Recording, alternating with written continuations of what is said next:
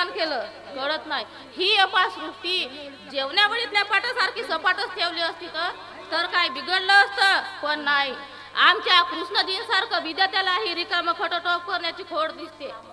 आधी समुद्राचे खोल खडगे खोदले कशासाठी, आणि त्या खडग्यातले मातीचे ढीग जागोजागी उभारले कशासाठी. हा रविवार तकच पहा ना, केवढा उंच केवढा आडवा तिडवा. माणूस जरा आडवा तिडवा असता तर लट्ट भारती म्हणून चेष्टा होते, पण या पर्वताची मात्र सर्व कवी लोक प्रतिष्ठा गातात. हिंसक श्रापदांना आसरा देणारा काट्या गोट्यांनी खाच खडग्यांनी दुर्जनासारखा तापदायक झालेला हा रविवार तक कवीच्या कौतुकाचा विषय होतो. साहजिकच आहे म्हणा. दुरून डोंगर साजरे, बेट्यांना माझ्या जागी ठेवा आणि घालू द्या या पर्वतावर. वरून खाली आणि खालून वर फेऱ्या. नाही त्यांना गुडघी रोग झाला तर नाव सुखपाल बदलून घेईल. बर, या कृष्णजींना तरी काय आवश्यकता होती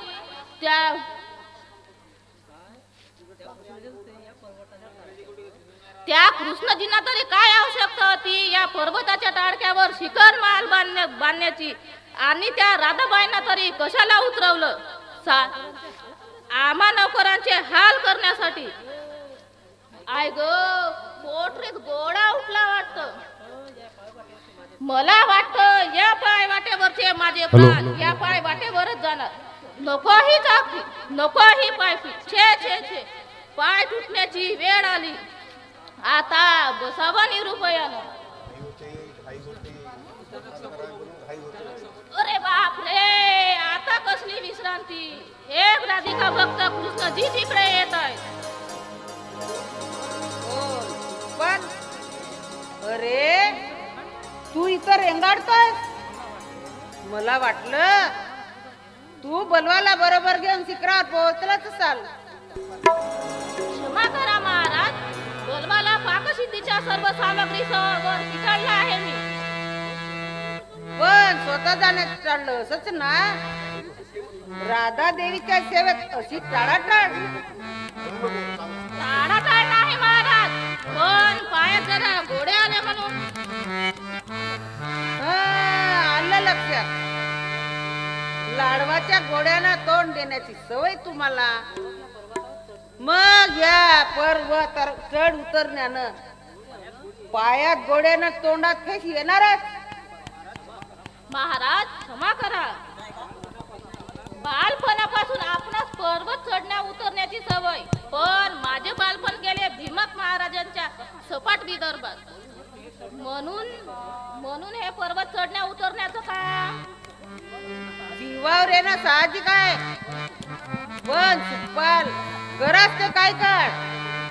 राधा देवीची सेवा केल्यानं पुण्य मिळेल आणि अंगातला भेद झडून शरीर बांधे शुद्ध होईल. हे मात्र अगदी खरं आहे महाराज. 4 दिवसात भोपड्यासारखं माझे शरीर अगदी परवडासारखं बारीक झाल्याचा भास होतोय मला. छान छान सुखपाल, तुझ्या तोंडात जेवढी शक्ती आहे तेवढी पायात आली तर बरं होईल. जा, शिखर मंदिरात जाऊन रथाची शुद्धता करायला सांगा. आज राधा देवींना घेऊन परवा तीर्थाला जाणार आहोत. गर्ग मुनीची भेट घेऊन येतच आहोत असा निरोप त्या देवींना सांगा. जशी आज्ञा महाराज. रैवतक पर्वताची ही मंडराई संध्याकाळच्या ताबूत प्रकाशात किती मनोहर दिसत आहे. या वनश्रीच्या मुखावरच्या लालिमा पाहून मला तर रुक्मिणी आणि सत्यभामाची याच्या मुखमंडळाची आठवण येते. कधी कधी त्या रागाच्या त्याचं सौंदर्य अधिकच त्यात शंकाच नाही.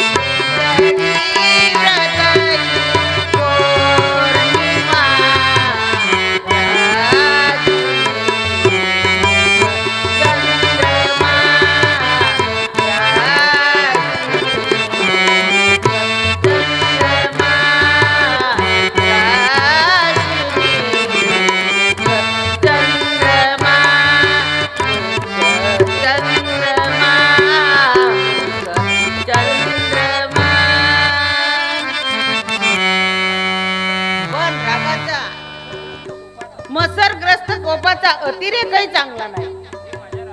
हे माझ्या राणांना विशेषतः सत्यभामायला केव्हा करणार? सत्यभामेची ती मशारी धुसफूस, ते रागावणं, ते कलहपटू, तो गर्विष्ठपणा, अतिरेक होण्याचा मूळ कारण निस्वार्थ भक्तीचा तिला विसर पडणं हेच आहे. त्या कलहपटू नारद मुनींनी, परंतु ठीक आहे, शुद्ध भक्तीचा दाव तुटलेल्या या धेनूला सत्यभामेला ताळ्यावर आणायला हा गोपाल समर्थ आहे.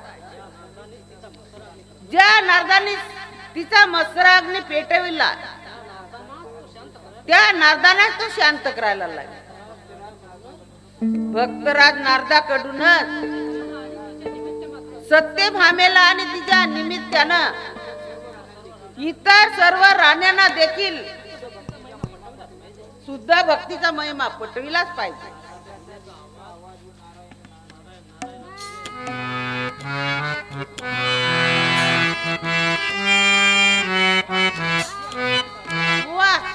नारदाची आठवण काढलं की स्वारी उपस्थित हा मोठा नाट्य गोवर्धन पर्वताचा भार डोक्यावर कोसळल्यासारखा चेहरा करुणेच्या जाड्यात ह्या धूर्त ब्रह्मचारी भावांना अटकवून टाक पाहू.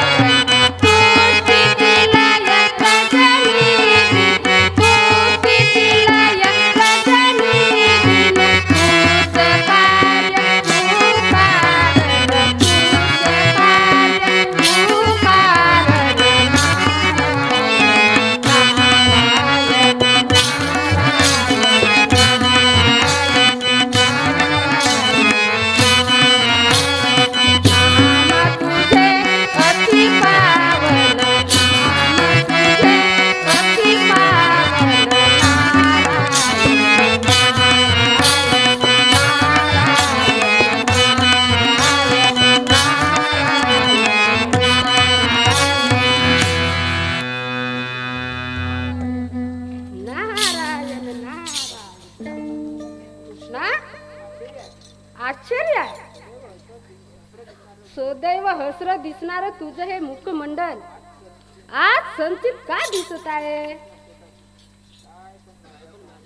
काय पण माझ्या सहानुभूतीचं नाटक हे ठीक आहे, मीही नाटकी आहे म्हटलं. ऐकून नारायणाचा नामघोष ऐकतात चिंता दूर होतात. ही कल्पना खरी आहे तर की आणखी नारायणाचं एखादं भजन म्हणू म्हणजे तुला बरं वाटेल.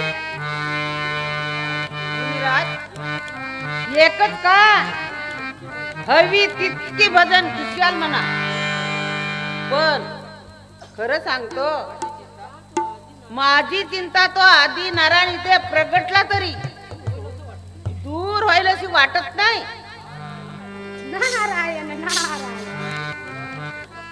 काय हे बोलणं पुरुषोत्तमा?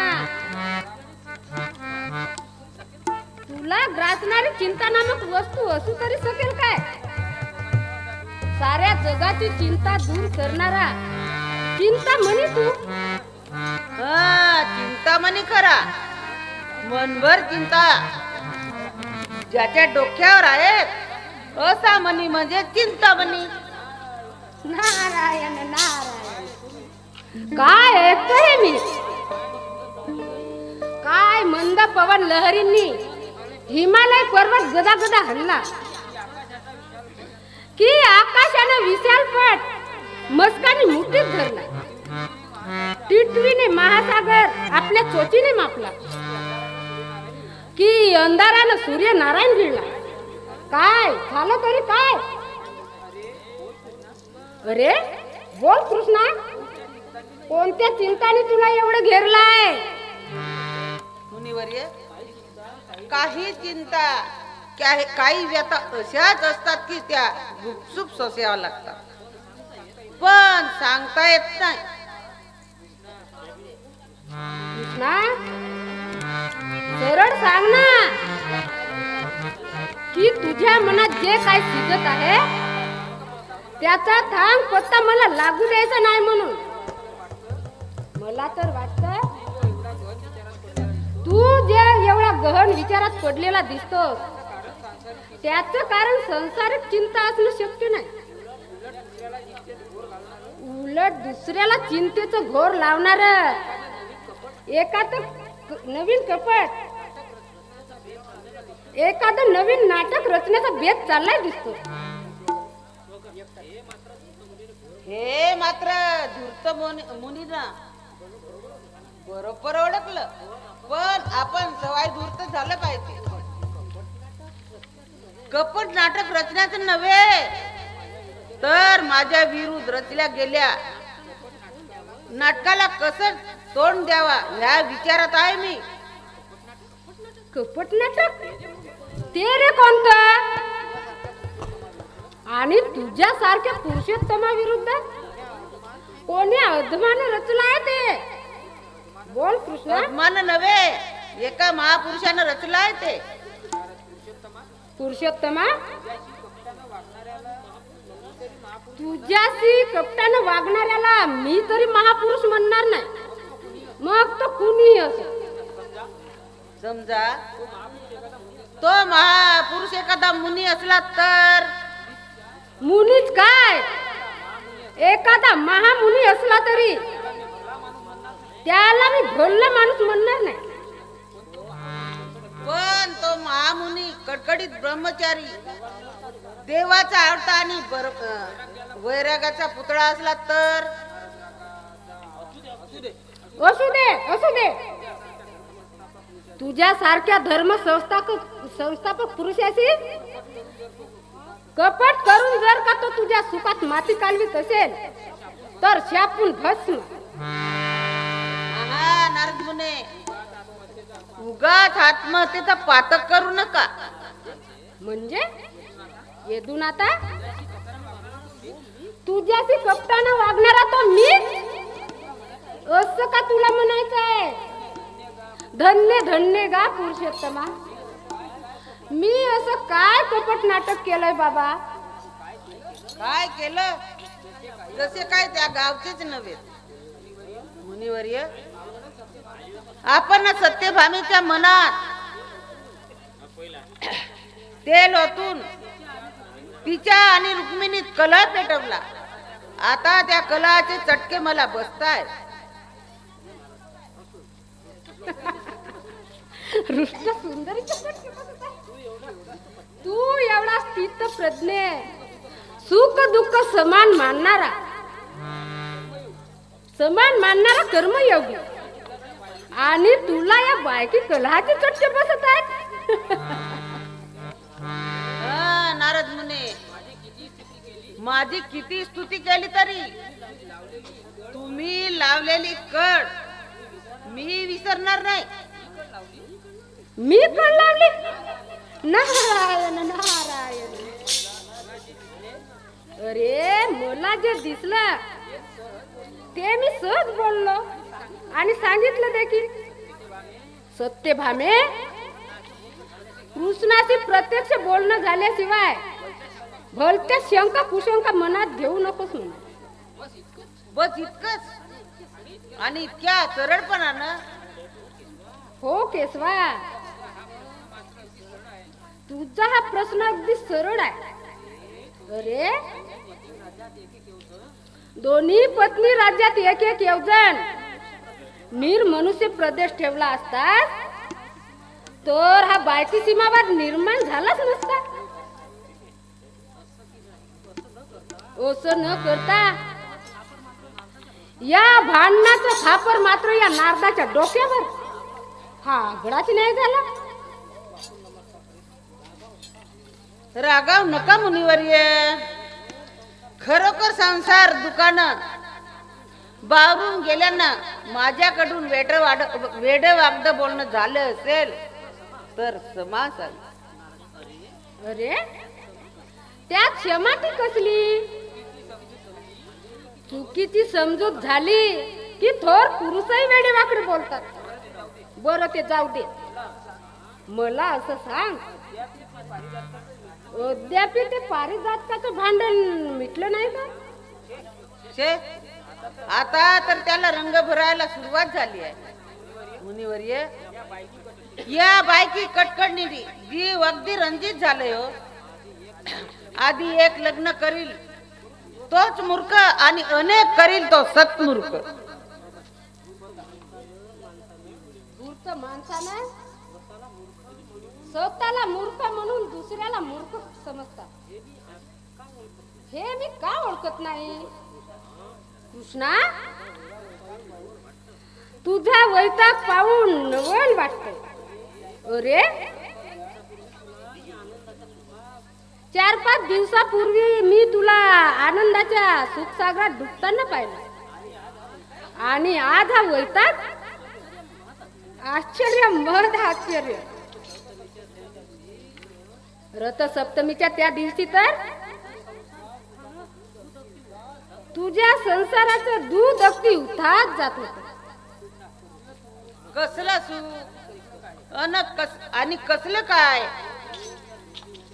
अहो, त्या दोघी जणीच्या दुयारी माऱ्या पुढं ह्या एकाएकी यदुवीराचे काय चालत नाही. काय सांगू, कुठून संसाराची वाट धरली असं झालंय मला. हा संसार नकोसा झालाय अगदी. नारायण नारायण.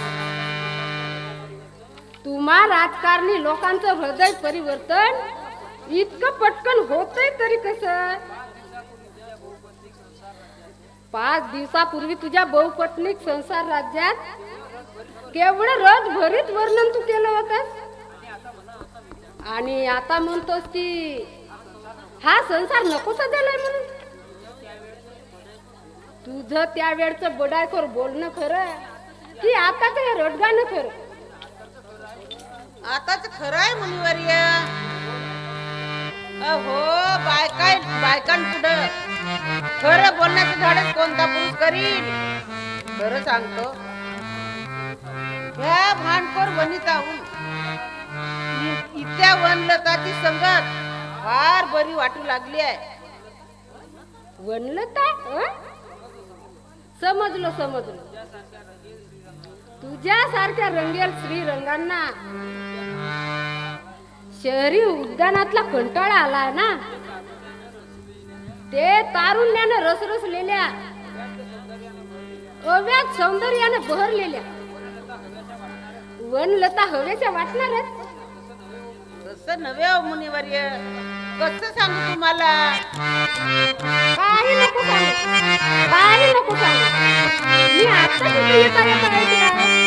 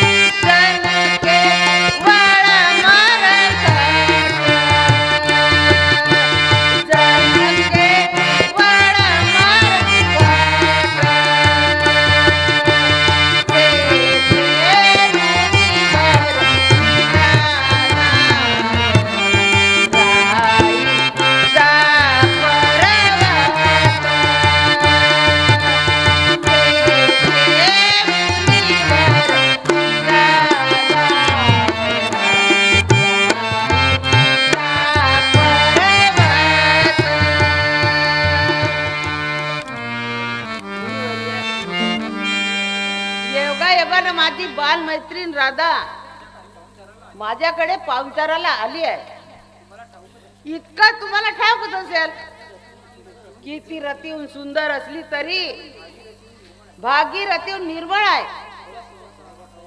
पण तिच्या सहवासातही माझं मन शांत झालेलं नाही. उलट मनात येतं की इथं कुठं ती जोगिनी राधा आणि कुठं त्या रागिनी कांता. मुनिराज, ह्या माझ्या बायकांना विना सायस राणी पद मिळालं. राज वैभव त्याच्या पुढे नम्रतेनं हात जोडून उभं राहिलं. सामंतक मणी आणि पारिजातक वृक्ष अशा दुर्लभ वस्तू त्यांना मिळाल्या. प्रतिष्ठा, मान, सन्मान, सत्ता, संपत्ती याचा खंड वरदान त्या. पण त्या राधेला काय मिळालं? काही नाही. माझ्या पायी केवळ निंदा तिच्या पदरी पडली आणि तरी तिनं माझ्यावरची प्रीती सोडली नाही. कुठं त्या राधिकेची निष्काम भक्ती आणि कुठे या बायकांची हावरी आसक्ती. शिव शिव, त्यांची आठवणही न कशी होती. त्या वनिताच्या सहवासात राहण्यापेक्षा संन्यासी होऊन मला वनात राहण्याचा विचार आहे. वा, हा विचारही फार विचारपूर्वक केलेला दिसतो. कृष्णा, धर्म पत्नीच्या अनुमती शिवाय विशेषतः पुत्र संतान होण्यापूर्वी संन्यास घेता येत नाही. हे धर्मशास्त्र तुला ठाऊकच असेल. म्हणूनच ना संन्यासी होण्याच्या गोष्टी बोलत आहेस. तसं नव्हे हो मुनियर, कसे सांगू तुम्हाला. माझ्या डोक्यात संन्यास घेण्याचा विचार थैमान घालीत आहे.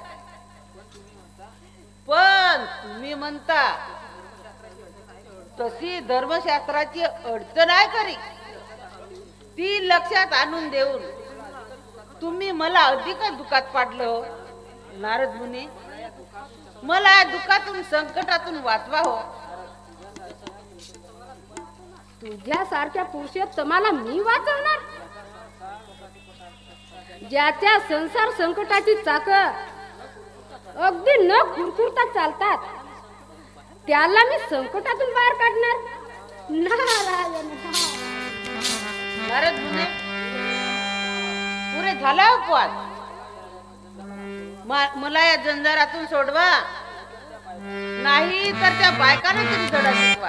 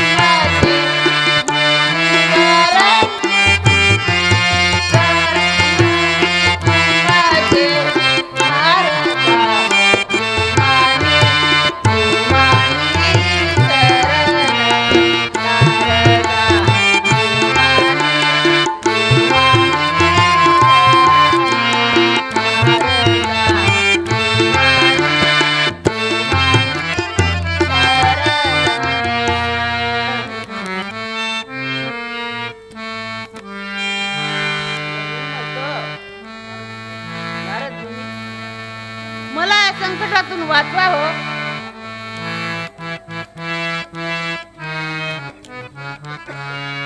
या नाट्याला ही कला कशी उत्तम साधली आहे. कृष्णा, उठ. तू एवढा मोठेपणाचा मान दिला कुठं आहे, तर उपाय सांगतो. कोणता उपाय सांगा लवकर.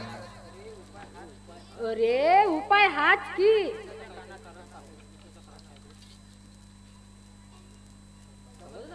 समजलं.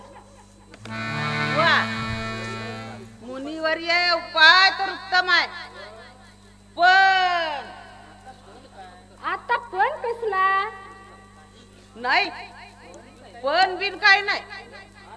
हा जरा फसवीचा प्रकार ठरेल, सट नीती ठरेल ही. अरे चांगली गोष्ट साधण्यासाठी क्षणभर षटविद्या आचरली तर काय मोठंसं बिघडणार. आणि हे बघ, आपलं षटही खरं खुरं नाही, अट घटकेच आहे, निरूप द्रव्य आहे. तेव्हा उगाच भलती शंका काढू नको. मी निशंक आहे. आपलं माझं मत सांगितलं. श्रेष्ठीची आज्ञा मला परमान आहे. ठीक आहे, तर मग ह्या उद्बोधक आणि मनोरंजन नाटकाला प्रारंभ करूया. हा, मी निघालोच आता सत्यभामीच्या राजमंदिराकडे. ठीक आहे. सुभाष ते पंतान.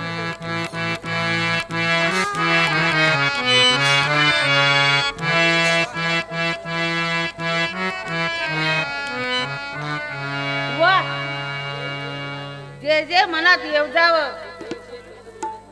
ते ते तसंच घडत आहे. पारिजातकाच्या प्रकरणानं सत्यभामीची परीक्षा झाली. आता नारद आणि राधा या श्रेष्ठ अभ्यागताकडून तिला सुद्धा भक्तीचा पाठ मिळणार. आमचं हे नाटक सुखी जाणार. नारद जाचे नायक झाले, नारद जाचे नायक झाले, नाटक ते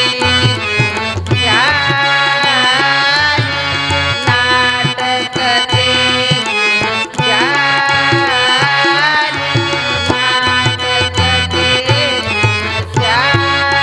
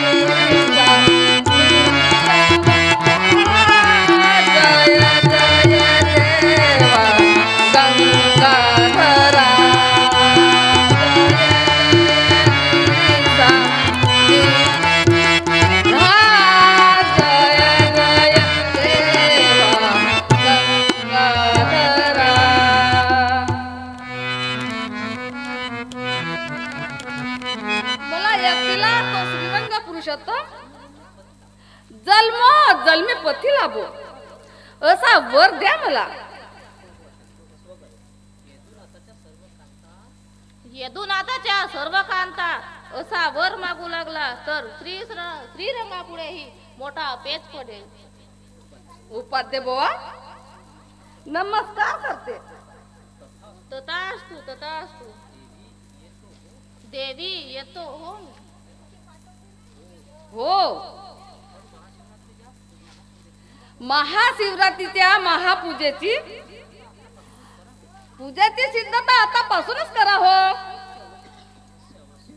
अवश्य अवश्य. व्रताच्या सप्तमीचा दिवस तो उत्तमच पार पडला पाहिजे. पण देवी एक कल्पना सुचली आहे ती सांगू का? एकच का 50 सांगा. पण या शिवपूजन व्रताची सांगता अगदी आता सांग झाली तर. अर्थात म्हणून म्हणतो महाशिवरात्रीला जो अभिषेक होईल तो तुपाचा व्हावा आणि जी लक्ष्मी बिल बदलवायची आहे ती सोन्याची असावी. हो हो, म्हणजे त्या सोनेरी निर्मलाची देखील भ्रमरुंद चोख व्यवस्था पार पाडेल. पुरे ग तुझा नास्तिकपणा. उपाध्ये बुवा तुमची कल्पना अगदी उत्तम आहे. नाहीतरी पर्वता शिखरावर शिव पिंडिता मानून भगवान सूर्यनारायण सोनेरी किरणाचे बिलवंत पत्रक त्यांना वाहत नाही का? कसं साक्षात अन्नपूर्णिमेसारखं जगदंबेसारखं बोललीच सत्यभामा देवी. आता सुवर्णकाराकडे जातो आणि लक्ष्मी बिलवदडाचा निरोप सांगतो. हे काम आधी रुक्मिणी देवीकडची पूजा नंतर. तर मग सांगू ना सुवर्णकाराकडे. हे काय सांगायला पाहिजे? इच्छित फल जेवढं मोठं तेवढं पूजनही मोठं. देवी आपलं म्हणणं ते ठीक आहे. निघालोच मी सुवर्णकाराकडे. राणी साहेब, तुमची ही यथाचा व्रत वैकल्य दान धर्म भजन पूजन पाहून घोडानाथ खचित प्रसन्न होईल. सख्यानो अगं त्याच आशेवर तर जगत आहे मी. पण कधी कधी जगण्याची आवश्यकता वाटत नाही. शिव शिव बाईसाहेब, तुम्ही इतका धीराच्या असं निराश का बोलता? मला कळत नाही. कसं कळेल? बायग ज्याचं जडत त्यालाच त्याचं दुःख कळतं. रथसप्तमीला जे रागावून गेलं ते महाशिवरात्री जवळ आली तरी त्यांचा पाय फिरकलं नाही. मग मनातल्या मनात का मी ढासळणार नाही? हो हो, पण फार काळ त्यांचं मन दुसरीकडे रमणार नाही. पण तिसरीकडेच रमणार ना. ते पुन्हा पाहुण्याच्या व्यवस्थेत गुंतले असतील इतकंच ना. पाहुणे काय 4 दिवस राहिलं ना जाईल. कशावरून?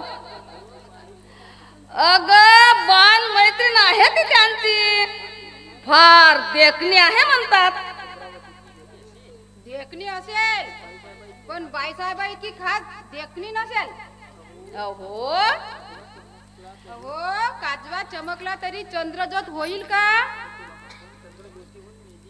पण चंद्र ज्योतीहूनही जर मेली काजव्याची चमचम कुणाला आवडली तर कुणी सांगावं?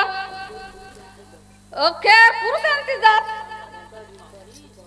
7 दिवसाची पावणी आणि सप्तपदीची सोबतील सारखीच वाटत.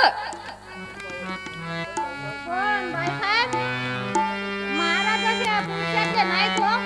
पाहुणे मंडळी ना तीर्थक्षेत्र तेव्हा 2-3 दिवस इकडे तिकडे व्हायचे. पण तेवढ्यानं इकडे केवढा अख्खान मानलाय माझ्या मनात, याची कल्पना आहे का त्यांना? त्यांच्या वियोगानं माझं हृदय तिडतिड तुटत आहे ग. वाट पाहून पाहून माझं डोळे सुटलं. सखे चंपावती, त्यांची ती अष्ट धातूची मूर्ती समोर ठेवून मी माझ्या मनाला विरंगुळा देत पाहते. अचानक डोळे भरून येतात. अग त्या मूर्तीचं सुख दर्शनही मला दैव हिरावून नेत. आणि त्या मिलनाचं निष्ठुर दैवाला कधी मान होईल ग? कधी येतील ग ते? त्यांच्या मिलन सुखाच्या चंदन लेपानं हिरोपलेल्या ह्या मनाची तगमग तेव्हा शांत होईल बरं.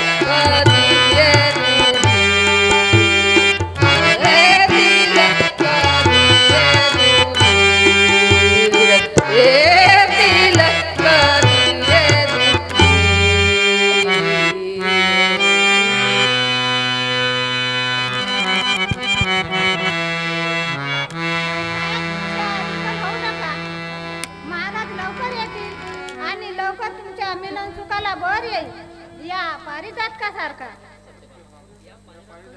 अगं ह्या पारिजातकाचं नाव काढू नकोस. अगं हा पारिजातक नाही, प्रीती घातक आहे. या मेल्यानं आता प्रसंग ओढवून आणला. यांच्या पायी त्यांना मी नको नको ते बोलले. त्यांना मनभावी म्हटलं, कपटी म्हणलं, कलह पट्टू म्हटलं. नारायण नारायण.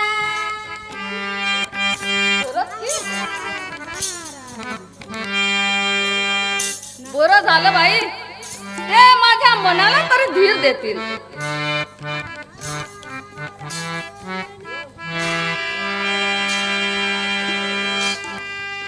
मुनिवर्य वंदन करतो. आयुष्य मती भाऊ सत्यभामे सारं काय कुशल आहे ना. होय, खुशाल आहे आपल्या कृपेनं. होकार जरा अडखडत आला त्यावरती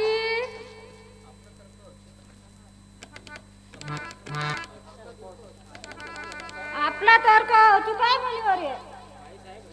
बाईसाहेब हल्ली संचितच आहेत, पण त्यांच्यासारखी स्वाभिमानी धीराची स्त्री नाही हो.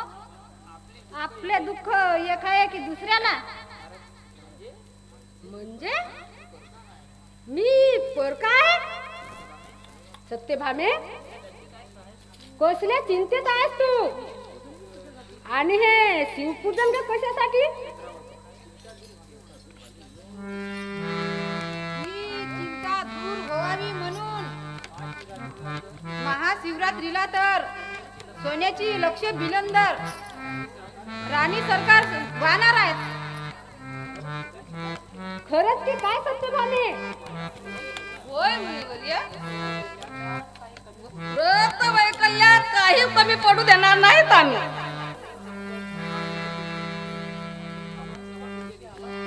आपण समाप्तीच्या दिवशी आलातच पाहिजे हो. लक्ष ब्राह्मण भोजन वाढणार आहे ना त्या दिवशी. उत्तम उत्तम, आम्ही अवश्य येऊ. पण काय ग समाप्तीचा दिवस म्हणालीस ते काय. कसली समाप्ती. आपण त्या दिवशी येऊन गेलात ना रक्त सप्तमीला. त्याच्या दुसऱ्या दिवसापासून त्या शिवरात्रीपर्यंत मी शिवपूजनाचा व्रत घेतला आहे. त्याची समाप्ती. असं छान छान. तुझी ही व्रत वैकल्या संबंधी असलेली प्रीती खचित धन्य. तुझी ही धार्मिकता पाहून इतर सर्व राण्याहून श्रीकृष्ण तुलाच अधिक मानित असेल. तर त्यात नवल नाही. होय मुनिराज, बाईसाहेबाच्या या धार्मिक वृत्तीचं महाराजाकडून नेहमी कौतुकच होतं. होय मुनिराज, बाईसाहेबांचे 16 सोमवार कधीच चुकलं नाही. कार्तिक कृष्णाचाही नेम नाही चुकलं. चंद्रायन व्रताप्रमाणे पावसाळ्याचे सूर्यदर्शन किरीज जेवणाचे सूर्यन होत आहे. अगं त्यात काय एवढं सांगण्यासारखं. नेहमीचीच बायकी बाय व्रत वैकल्या. महर्षींना काय ती ठाऊक नाही. हे पहा, माझं कौतुक पुरं झालं. चला बागेतली फुलं तोडून शंकरासाठी मार गुंफीत बसा. चंपावती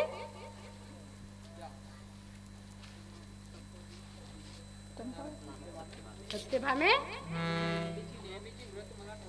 तुझी नेहमीची व्रत मला ठाऊक आहे, पण या शिवपूजनाचं प्रयोजन मला अद्याप कळलं नाही.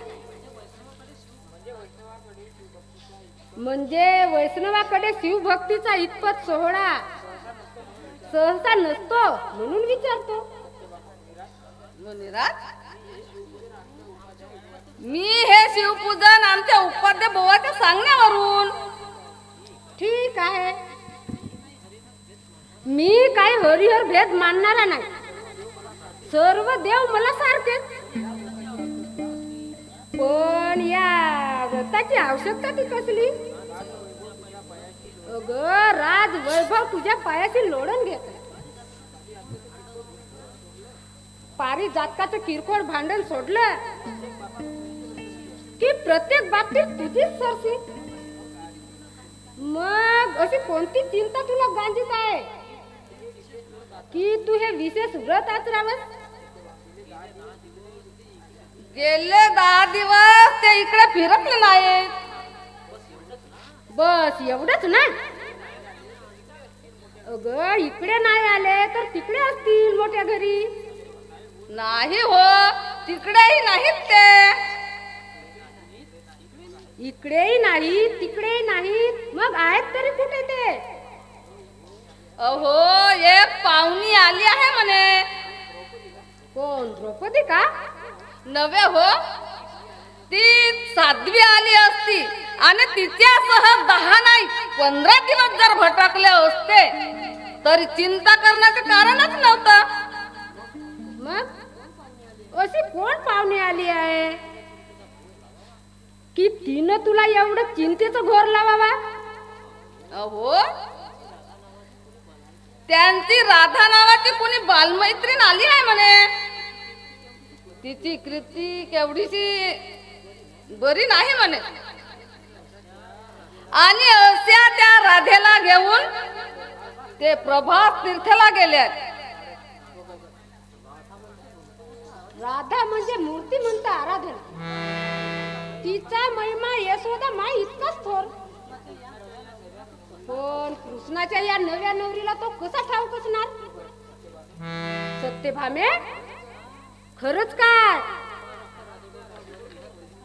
कृष्ण महाराज त्या राधे बरोबर वन विहार करीत आहेत? होय, अगदी खरं. नारायण नारायण. तर मग त्या अविचाराची सीमा झाली. मला कळत नाही त्यानं हे विपरीत आचरण का करावं? दुर्दैव माझं, दुसरं काय? पण काय हो, ही राधा कशी काय आहे दिसायला? फारच देखणी आहे म्हणतात. म्हणजे माझ्यावर नाही देखणी? छे, तुझ्याहून देखणी असेल असं वाटत नाही. पण भुरळ पाडणाऱ्या स्त्रीला पुरुष देखील देखणी समजतात. ती भुरळ पाडण्यात फार पोटायत आहेत म्हणे, असं ऐकलंय मी. ते दिसतच आहे हो. म्हणूनच तर हे घरादाराची सुद्धा विसरलं आणि मी या व्रताचा कष्ट उचललं. रोज शंकराला लक्ष बिलवंदर वाहून मी कळकळीत उपवास करतो आणि प्रार्थना करते, देवा जन्मजन्मी ते माझे एकटीतच व्हावेत. काय हा अक्कल पोटेपणा? ही सकाम भक्ती पाहून भोले नातालाही हसू येत असे. सत्यभामे, कुठे तुझी ही अनन्य भक्ती आणि कुठं त्या कृष्णाची लंपट वृत्ती? रे रे, कृष्णासारखी त्रिभुवन सुंदर, देवतेहून निर्मळ, देवतेहून प्रेमळ पत्नी सोडून त्या गवडणीच्या त्यानं भुलावणीत पडावं ना?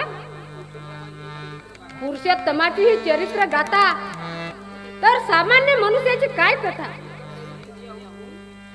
एकंदरीत स्त्रियाहून पुरुषच विषयांद असतात असंच म्हटलं पाहिजे.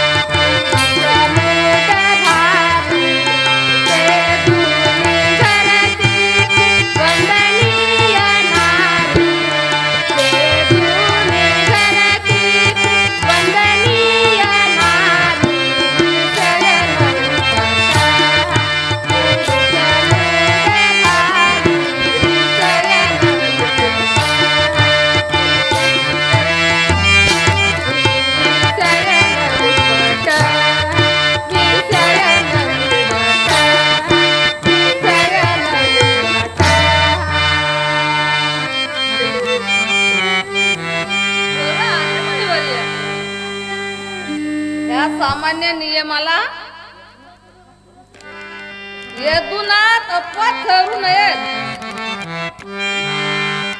यातच आश्चर्य वाटतं. हो, पण त्याहून मोठं आश्चर्य हे की अशा यदू नातासाठी तू भोला नाताचं एवढं कठीण कठीण व्रत आचरावस. ती रुक्मिणी पहा, अगदी निश्चित आहे ती. करते आहे का काय उपवास तपास, व्रत वैकल्य, जप तप अनुष्ठान. त्या हो कशाला करतील, त्यांच्यावर नाताचं प्रेमच नाही. मग त्या कशाला वरती फुलात नाही कशाला वरतील व्रताची फुलवात. पण माझं तसं नाही हो. बरोबर आहे तुझं बोलणं. पारिजातक प्रकरणी कृष्णानं पक्षपात केला हे गोष्ट वेगळी, पण इतर राण्याहून त्याच प्रेमच अधिक हे मात्र खरं. हो, त्याहून अधिक असलं पाहिजे, म्हणजे त्या राधेची विषबाधा होणार नाही. त्यासाठीच तर तपश्चर्याला मी सिद्ध झाले आहे. मुनिवर्य, येदुवीरांना जन्मोजन्मी माझं एकटीच व्हावे म्हणून त्या चंचलपणाचा व्यसन घालून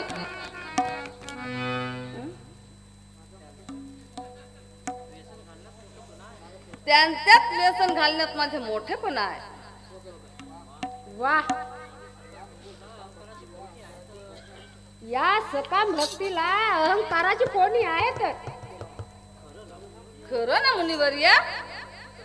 अगदी खरं. पण त्यासाठी हा भोलेनाथाला प्रसन्न करण्याचा मार्ग मात्र फारच खडतर आहे. असू द्या, हिमालयात तपश्चर्या करावा लागली तरी,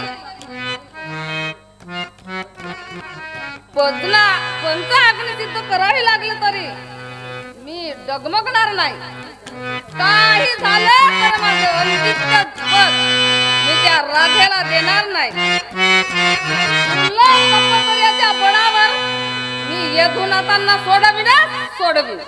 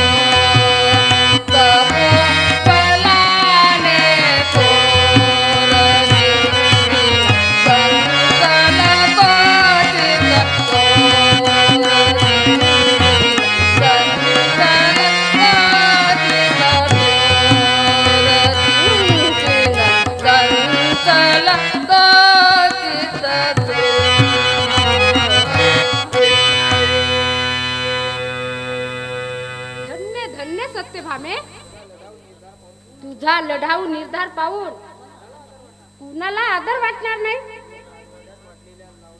पण राजवाड्यात वाढलेल्या लावण्य लतेला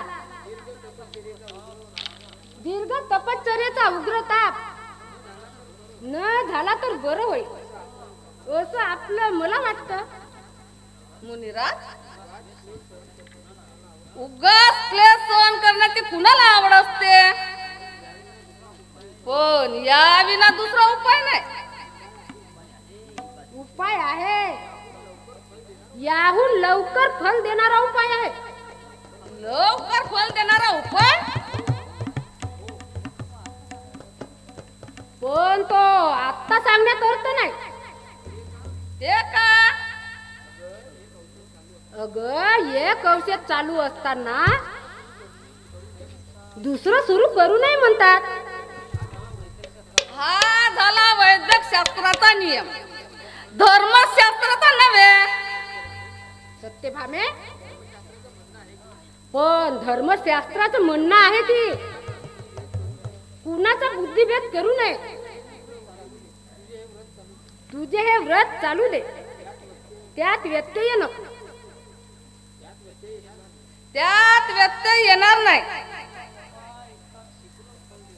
तुमचा उपाय इतका शीघ्र फल देणारा उपाय असेल तर मग करून पाहिन मी, आणि हे व्रतही चालू ठेवीन. अधिक काश्य अधिक फलन. मुनिवर्या, तुम्ही मुक का झालात? तुमचा उपाय नुसता सांगण्यातच काय अडचण? लवकर फल देणारा उपाय आहे ना तो, उत्तम आहे ना. उत्तम तर आहेत, पण फार कठीण असेल इतकंच ना? नाही, तसा तो कठीण नाही. कारण जप तप पूजा अर्चा उपास तापास या कटकटी त्यात नाही. अगं बाई, फारच सरळ आणि सोपा उपाय वाटत. हो, पण सोपा दिसला तरी तो सोपा असेलच असं नाही. एका परीने कठीणच आहे तो. मुनिवर्या, तुम्हाला बनायचं तरी काय? उपाय सोपा आहे की कठीण? म्हटलं तर अगदी सोपं आहे आणि म्हटलं तर अगदी कठीण आहे. पण अल्पावधीत फल देणारा आहे तो. तर मग सांगाच की, कसाही असला तरी करून पाहिन मी. ठीक आहे, तुझा एवढा आग्रहच असेल तर सांगतो. पण माझ्याविषयी तुझ्या मनात नितांत श्रद्धा आहे ना, तरच उपाय सांगण्यात अर्थ. मुनिवर्या, तिळा एवढी शंका बाळगू नका.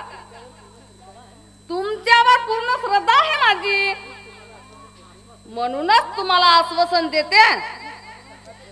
तुम्ही सांगाल ते श्रद्धेने ऐकीन, तुम्ही म्हणाल ते करीन. उत्तम उत्तम. तर मग ऐक हा उपाय. तुला एकटीला जन्मोजन्मी श्रीकृष्ण हाच पती पाहिजे ना, तर मग त्याचं विधीपूर्वक दान कर. एखाद्या सत्पात्र ब्राह्मणाच्या हातावर सोड, म्हणजे झालं. बस एवढंच? हो, एवढंच. माझे पती द्वारकाधीश कृष्ण, मी तुम्हाला दिले दिले दिले असं त्रिवार म्हणून एखाद्या सत्पात्र ब्राह्मणाला हातावर दानाचे उदक सोडले की कृष्ण जन्मोजन्मी तुझाच. बस एवढ्याच उपायाने नात माझे आणि माझेच होतील. सत्यभामे, यात आश्चर्य ते काहीच नाही. नेहमीच्या व्यवहारातले साधे तत्वच आहेत ते. जे पेरावं तेच उगवत, जे द्यावं ते मिळतं. खरंच बाई, माझी मनीषा पूर्ण करणारा इतका सरळ उपाय असेल असं वाटत नव्हतं. मुनिराज, तो मी आत्ताच आचरणात आणते. तो तुझ्या श्रद्धेचा प्रश्न आहे, माझा आग्रह नाही. पण माझा आहे ना, म्हणतात ना शुभम शीघ्रम. हो, हेही खरंच. तुरंत दान महापुण्य, हे काय खोटं नाही. पण आता पुन्हा पण कशाला? पण म्हटलं, कृष्णाचं दान करायचं ते चांगल्या सत्पात्र ब्राह्मण. या उपायातले हे पहिले पत्ते आहे. एवढंच आहे ते, त्या बाबतीतही अडचण नाही. अडचण नाही कशी. चांगला सच्चिल ब्राह्मण मिळणं सोपं नाही. तो ब्राह्मण अतिशय विरक्त असला पाहिजे, वेद पारंगत असला पाहिजे, माझ्यासारखा कळ लाव्या नसला पाहिजे. पुऱ्या नारदमुनी, तुम्हाला कडलाव्या म्हणणाऱ्यांना आग लागो. सर्वात विश्वाच्या हितासाठी त्रिभुवना संसार करणारा तू त्रिकालात मुनी, तुमच्याहून अधिक सत्पाल ब्राह्मण कोण असेल? तेव्हा तुम्हीच ना. सत्यभामे, मला या उपायात अडकवू नको. स्वजनाचे व्यवहार नसावा. उगाच आपसात कटुता यायची, त्यापेक्षा मी जातो. अहो थांबा मुनिराज, थांबा. कटुता येणार नाही. भलतीच शंका बाळगू नका. तुमच्या कलकमलावर आता दानाचा उद्योग सोडते, हा माझा दृढ निश्चय आहे. मग उपाय कुठला? ठीक आहे, जशी तुझी इच्छा.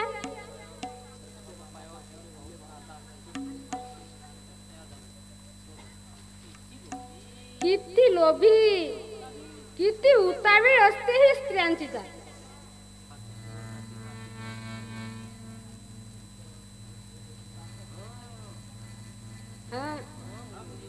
हा मुनिवर्या, ह्या धारीतला दानोदाक आपल्या हातावर पडायला कशी उत्सावीळ झाली आहे.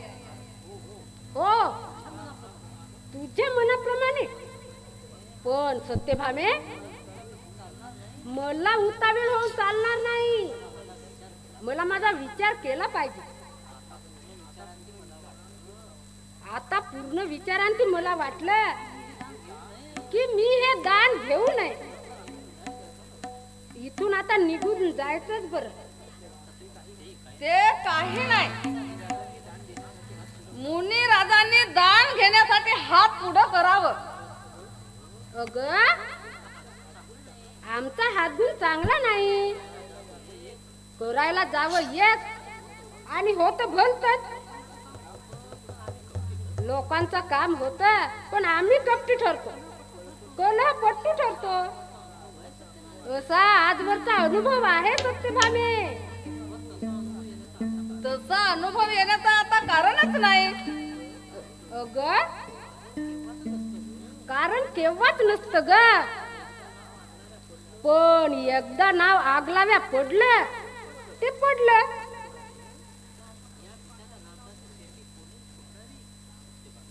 सत्यभामे, या बिचाऱ्या नारदाची शेंडी कुणीही पकडावी. उद्या तुमचे पतिराजच म्हणायचे.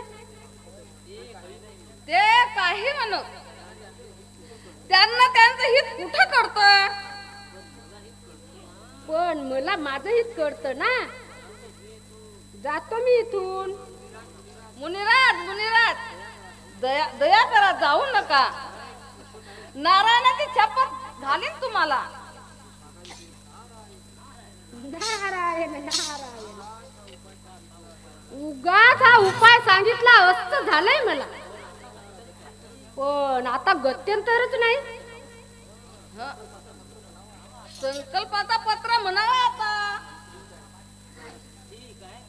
ठीक आहे म्हणतो बाबडा. जन्म जन्मांतरेषु अनन्य पत्नी कृष्ण प्राप्ताय नारदाय कृष्ण दान करिष्ये. धन्य धन्य तुझा निर्धार, धन्य तुझी भक्ती. सत्यभामे, लवकरच अक्षय सुखाची वाट तुला सापडे. मात्र अधीर होऊ नको. धीर धर, धीर.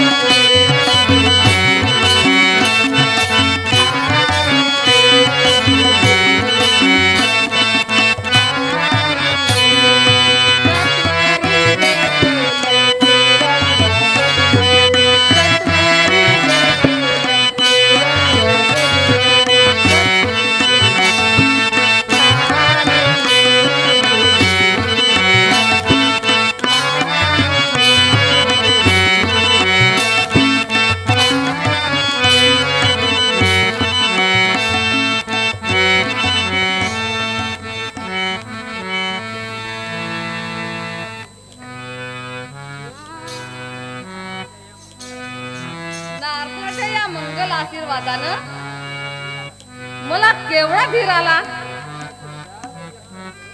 भावी सुखाचे हजार यक्ष नगर डोऱ्या पुढे उभी राहू लागली. चंपावती अगय चंपावती, चंपावती मुनिवर्य नारदाने जणू आनंदाचे अक्षय भांडारच माझ्या पुढे उघडलं. माझी मनीषा लवकरच सफल होणार असं राहून राहून वाटू लागलं. एवढा काला केला तरी कसा? अगं त्यांनी एक उत्तम उपाय सांगितलं आणि मी तो लगेच आचरला. काय बाई नवल तरी माझ्या मनाला आशेची टवटवी आली आणि वाटू लागलं की माझ्या भाग्यात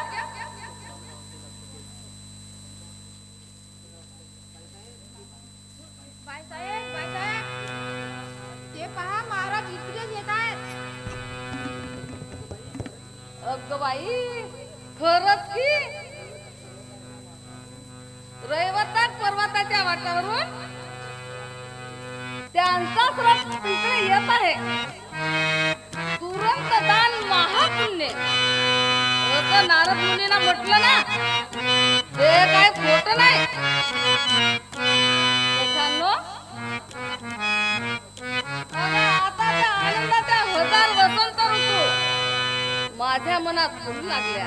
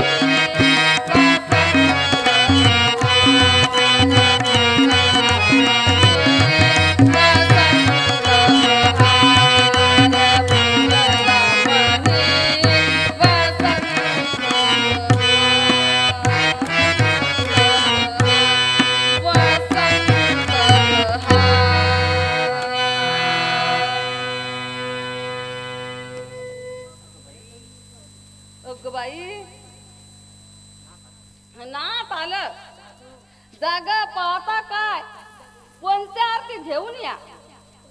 पंचारती पंचारती कशाला? मी काय एखादा युद्ध जिंकून आलो आहेत का? असं नव्हे हो, पण आपल्या अक्कलपीत येण्यानं माझं मन आनंदाने काठोकाठ भरून आलं.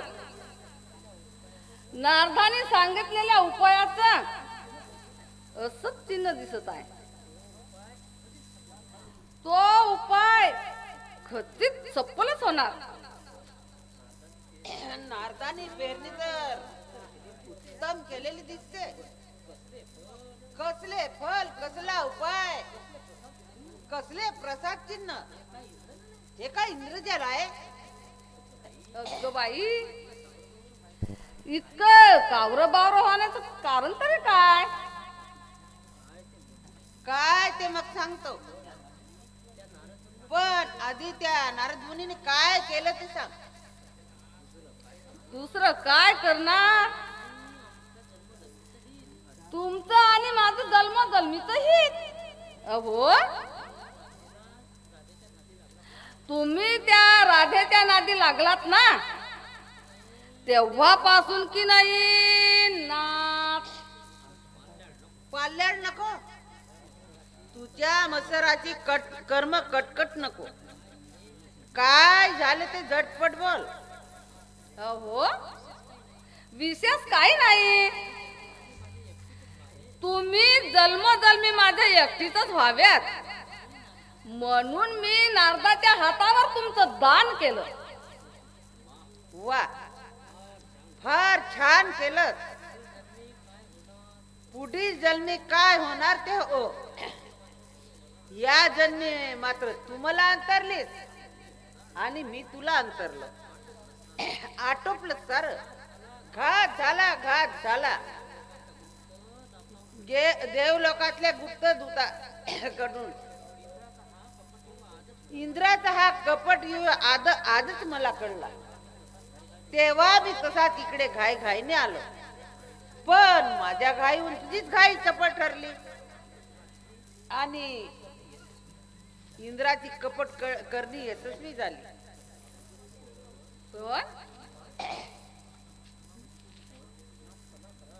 ना क्षमा करा. यात इंद्राचा डाव तो काय आहे मला कळत नाही. तुम्हा बायकांना काय कळतं? येता जाता पतिदेवाला टाकीचे घाव मारून दगडाची कडा आणणं. अगं बाई, नारदाने करवून घेतलेल्या उपायात उपाय तो कोणता? आणि इंद्र लोकांचा तो डाव कोणता? अगं वेडे, तुझ्यासाठी जो मी पारिजातक आणला तो इंद्रानं खडखड करून नीर उपायानं दिला. हे आठवत का? हो, पारिजातक निरोपानं द्यावा लागला. हे सल चांगलं बोचतच आहे देवेंद्राला.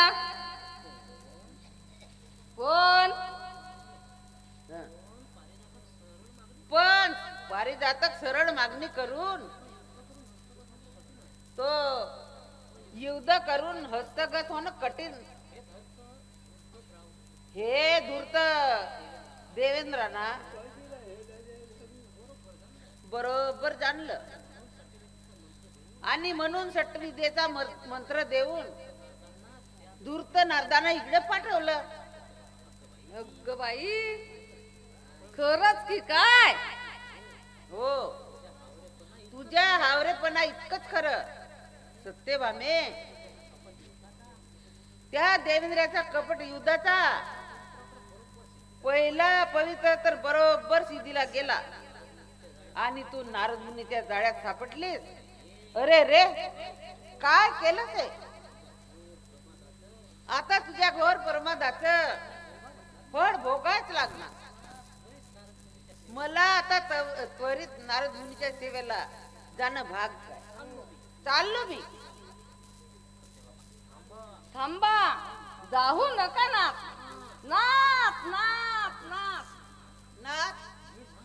मी नाथ उरलाय कुठं? अनाथ झालोय मी. मी आता तुझा नाथ नव्हे, रुक्मिणीचा नाथ नव्हे, बलराम दादूचा बंधू नव्हे, राधेचा मित्र नव्हे, तर नारदाचा म्हणजे देवेंद्राचा दात झालोय. दात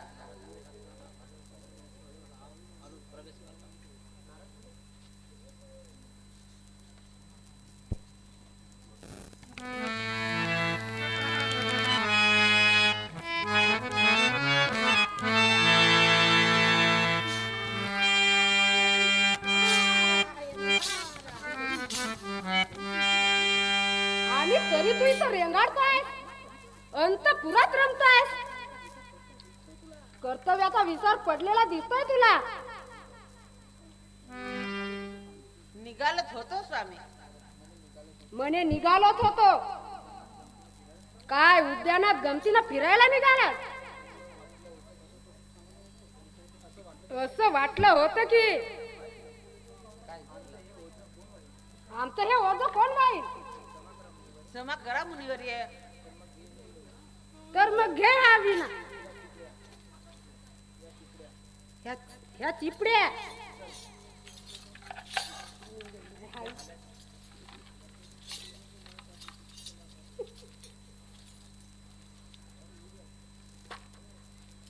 घे, या चिपड्या. उचल हा सामान. मुनिवर्य, वाद विवाद पुरे झाले. कृष्णा, चल निघ लवकर.